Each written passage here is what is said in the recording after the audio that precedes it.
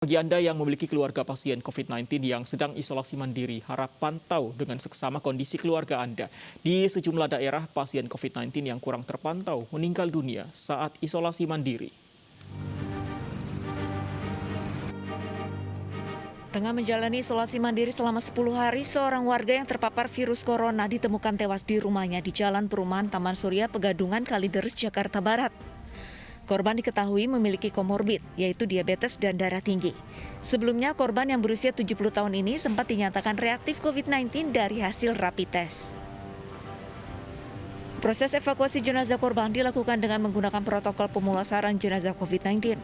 Usai dievakuasi, korban langsung dimakamkan di tempat pemakaman umum Tegal Alur, Kalideres, Jakarta Barat.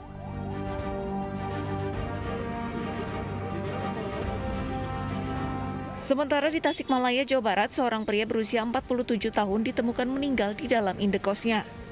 Korban pertama kali ditemukan oleh Johnson yang merupakan teman dari kerabat korban yang suka mengantarkan makanan selama menjalani isolasi mandiri di indekos.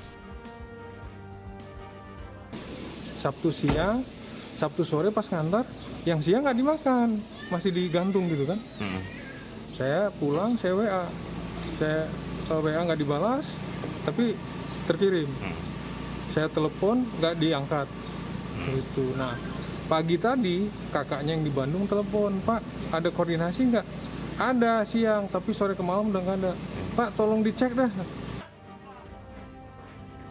Petugas identifikasi dan BPBD serta Dinas Kesehatan Kota Tasikmalaya segera datang ke lokasi. Lengkap dengan menggunakan alat pelindung diri, petugas mengevakuasi jasad korban ke Rumah Sakit Umum Daerah Dr. Soekarjo, Kota Tasikmalaya. Dan pemulasaran diterapkan sesuai dengan protokol COVID-19.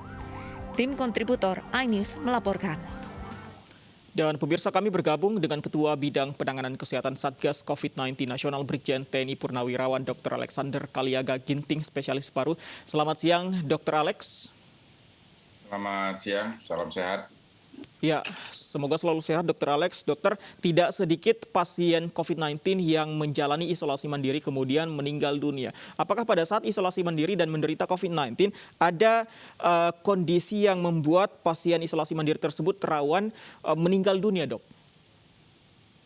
Ya, jadi pertama bahwa yang harus kita lihat kalau kita menderita COVID ataupun hasil laboratorium dinyatakan COVID reaktif ataupun positif, ada beberapa hal yang harus kita lihat. Pertama, apa gejala yang kita alami. Dan yang kedua, kita ini kontak erat dari siapa sebelumnya. Terus yang ketiga, apa yang menjadi penyakit penyerta ataupun komorbid.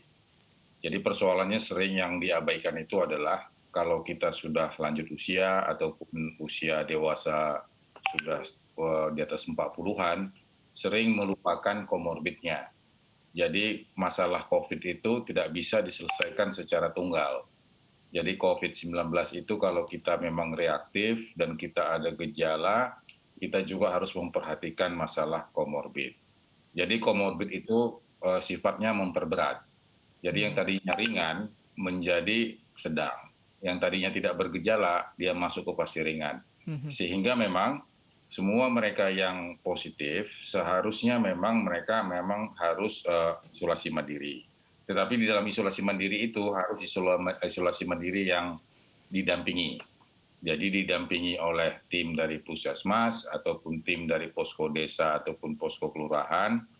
Paling tidak sudah dilaporkan ke RT, ke RW sehingga mereka ada teman untuk bisa melakukan percakapan ataupun pendampingan.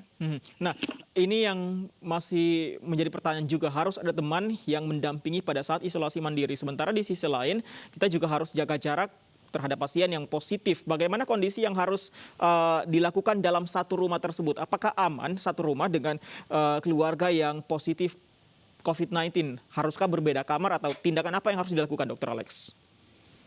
Ya, jadi kalau misalnya kita dapat laporan hari ini kasus aktif yang ditemukan 35.000. Itu bukan 35.000-nya itu masuk rumah sakit ataupun 35.000-nya harus masuk ke Wisma Atlet ataupun ke Pasar Rumput ataupun Nagrak ataupun tempat-tempat yang sudah disiapkan pemerintah. Sebagian besar mereka ini adalah tidak bergejala dan gejala ringan dan bisa berdiam di rumah. tentu rumah yang harus kita siapkan adalah rumah yang memadai. Artinya rumah itu tidak padat dan kemudian rumah itu tidak banyak penghuni dan kemudian mempunyai kamar yang terpisah. Itu dulu. Jadi kamar yang terpisah, ventilasinya baik dan kemudian tentu di dalam kamar terpisah itu jangan sampai terjadi penularan kepada di rumah tangga. Dan kemudian ada tahapan-tahapan juga yang harus dilakukan selama isolasi mandiri. Mereka harus tetap pakai masker. Kemudian limbahnya harus ditempatkan yang tempat tertentu. Dan kemudian juga makan minuman yang secukupnya. Jangan bercampur di ruang makan. Dan sebaiknya juga jangan bercampur di ruang toilet ataupun kamar mandi. Jadi yang harus disiapkan supaya tidak terjadi penularan di dalam keluarga. Tapi yang dikata tidak memadai, maka seseorang yang positif tersebut bisa dianjurkan untuk ke isolasi yang terpusat yang disiapkan oleh pemerintah. Baik, dokter, terakhir singkat saja, kita dibatasi oleh waktu, tapi saya masih punya satu pertanyaan, Dokter Alex.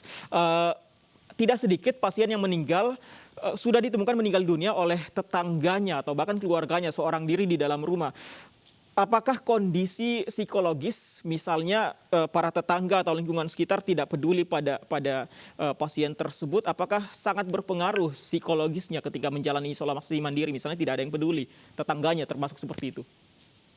Sebenarnya tetangga itu peduli. Yang sakit ini yang merasa dia ada stigma. Jadi takut dijauhi, takut diketahuan semua orang sehingga akhirnya tidak berkomunikasi. Sedekat-dekatnya dengan tetangga pasti mereka peduli. Tentu akan ada jaga jarak. Persoalannya adalah bagi yang sakit, kalau dia terjadi perburukan, dia harus tahu. Oleh karena itu dia harus punya oksimetri untuk melihat saturasi. Dan kemudian dia harus punya tensimeter atau temperatur. Itu alat-alat itu harus ada. Kalau dia hipertensi ada tensimeternya. Kalau dia mengukur suhu ada cek suhunya. Ini yang harus dimonitor. Kalau suhunya naik terus dan kemudian saturasinya turun terus di bawah 95, maka dia harus tempatnya di rumah sakit. Jadi ini yang harus dilihat. Dan pemerintah sekarang sudah menyiapkan telemedicine. Dengan telemedicine itu ada paket obat yang akan dikirim. Jadi sekarang tinggal koordinasi aja ke RT, ke RW, dan koordinasi nggak perlu tatapan langsung. Bisa dengan WA, bisa juga dengan video call, bisa dengan telepon. Ini yang kita harapkan supaya mereka yang isolasi mandiri jangan tertutup, harus terbuka dengan paling tidak dengan RT, RW atau posko desa, posko kelurahan, dan lebih baik lagi dengan puskesmas. Baik, harus melapor dan koordinasi dengan pihak-pihak terkait. Terima kasih Dr. Alex untuk informasinya, bermanfaat sekali kepada pemirsa. Selamat siang Dr. Alex.